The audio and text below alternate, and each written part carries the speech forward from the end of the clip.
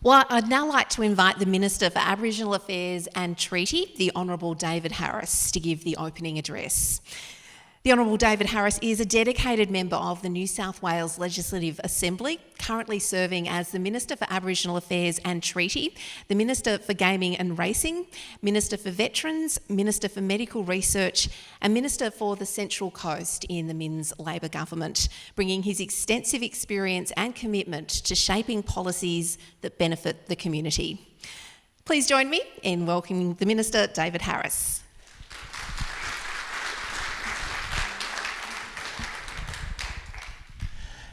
Thank you, Natalie. It's a great pleasure to be here with you this morning at this significant event. Can I acknowledge Rowena and Dari, her nephew, for the beautiful smoking ceremony this morning, overlooking that most incredible view. It's one of the greatest places in the world, Little Bay, and my colleague Michael Daly, who's the Attorney General, keeps telling me I need to come here and have a round of golf, but if you've seen me play golf, anywhere near water is pretty fatal. To Auntie Maxine, thank you for your welcome to country, and thank you for your message that you shared with us this morning, particularly the work that you do with youth.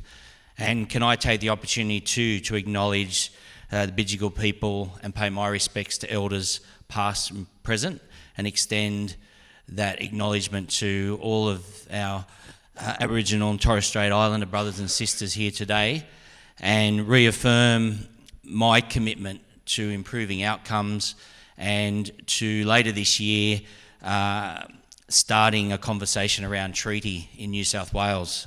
We're the last state to move down that pathway, and I think it's going to be a great opportunity for a very important conversation. Can I also acknowledge Shane Hamilton, the Deputy Secretary of Aboriginal Affairs, for his leadership, particularly his initiative in hosting this event today, and thank all of the staff from Aboriginal Affairs for the work they do, not just today but every day, right across our state. To all of you, thank you for being here. There's too many different groups to acknowledge individually, but know that we are very pleased that you are here, and so we're looking forward to what comes out of this first ever Food Equity Symposium.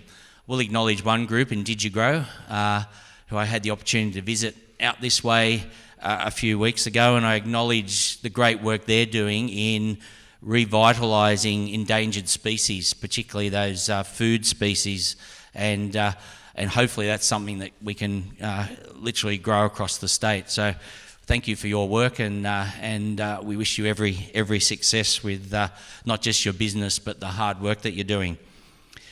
It's the first time a symposium like this has been held in New South Wales and even in Australia. The first time experts like yourselves have come together to tackle the need for sustainable and long-term food security.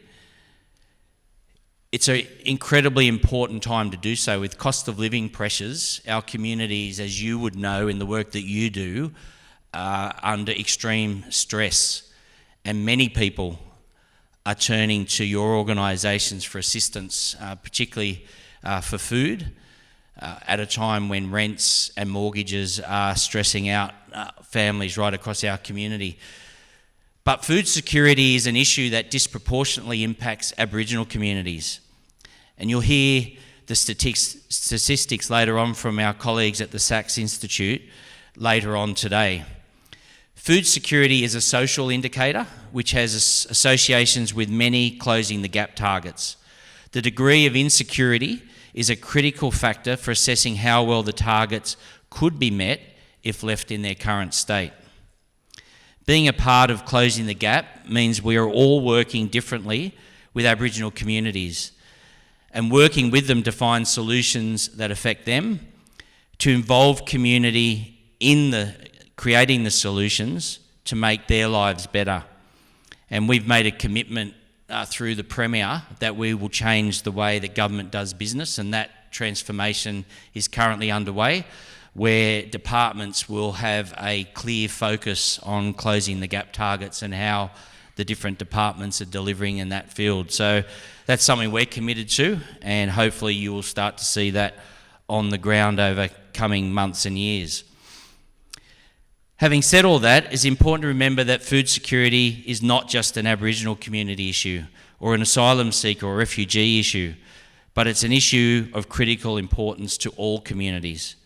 Before I came here today, I reread the definition for food equity that Aboriginal Affairs developed using various sources. They did this to better reflect our local context, embed people and communities into the definition, to better recognise the range of factors needed to be addressed to create security.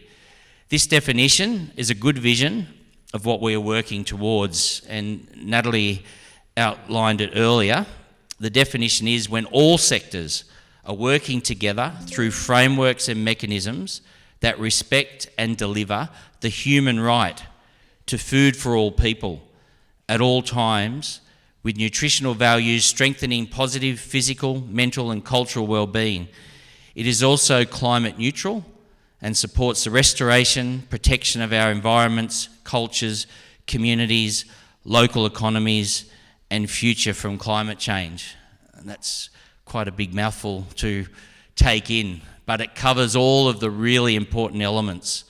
The definition illustrates there is a large range of intersecting factors such as economics, housing, environmental conditions, education, health, cultures and infrastructure that determine an individual's security. In my former role as a school principal, primary school principal, I saw the importance of making sure that young people are well fed, because when they're hungry, they don't learn. They can't concentrate. And it comes down to that simple factor that if people aren't having good food, good nutrition, then it affects every other part of their life. So it is a truth. It's a truth that all of you would know working in the sectors that you do, and one that we have to make sure the wider community understands. It's an issue that's been tinkered with around the edges and not dealt with at the root cause. It's really had a lack of coordinated approach and has inadvertently changed a complicated issue into a wickedly complex issue. It's complex due to the range of factors influencing security that prevent a off-the-shelf solution. It will require time to understand local issues and develop with each community staged, fit-for-purpose responses. It's wicked as no one is taking ownership of the issue. This absence of responsibility enables falsehoods to be made that it's an Aboriginal issue or a minority issue or a health issue.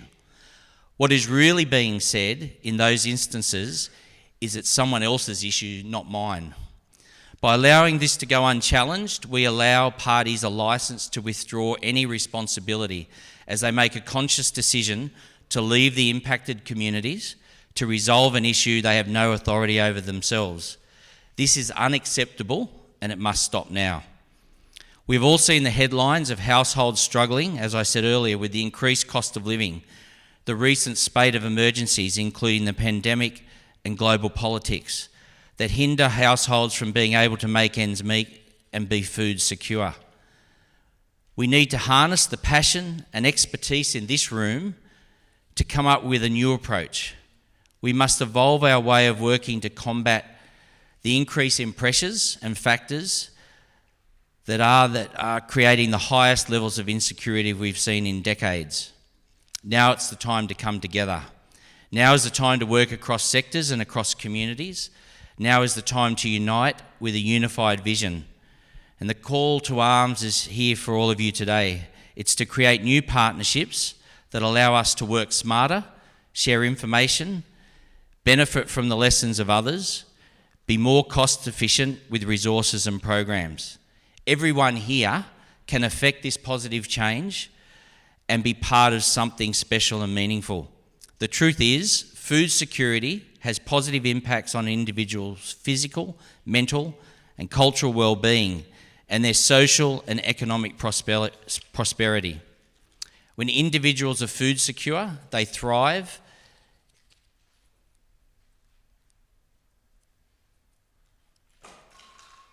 I always get, it's funny, it's an issue that actually is quite emotional because I think you people who deal with this every day, and you see the people coming to your door, it's such an important issue. So excuse me, but I do work very closely with a lot of organisations in my community, and I sit down with some of the people and see how they're struggling. So it is a very, very important issue. But we need to use your collective cleverness to find practical ways of easing food stress now. We're simultaneously working and planning to build on existing successes for long-term sustainable changes. They're all nice words, but the simple thing is we've got to do it better. We've got to do it better because it's essential. So it is a challenge, and I'm very much looking forward to the results of your collaboration here over the next 2 days. And in return for you meeting that challenge, I give you a promise, a commitment. I commit that the Minns Labor government will not just listen, we will act in the best way we can to address food security, because it must be together. It must be government, your organisations and community that find the solution. With the challenge laid bare, it's now up to each of you to share and discuss your big ideas, priorities, opportunities and recommendations and make them count. What you are doing and what we are doing here is building on the foundations that have been laid before us. We rely on this to keep rising above our shared history, to do better and to be better. To do better and be better means considering the who, what and how we engage on this issue for the benefit and future of every community in New South Wales. And this is a real problem. People would have seen what happened in Walgett when they couldn't get fresh water and people turned to drinking Coke and soft drink because it was easier to get them water. And in Australia, a country like ours, we just can't accept that. So by doing so, making sure that we have this commitment, we find better ways, we will honour Auntie Maxine and the custodians of these lands. You'll also honour each other and yourselves when you hold courageous truth-telling conversations that embody compassion, healing and solutions for all.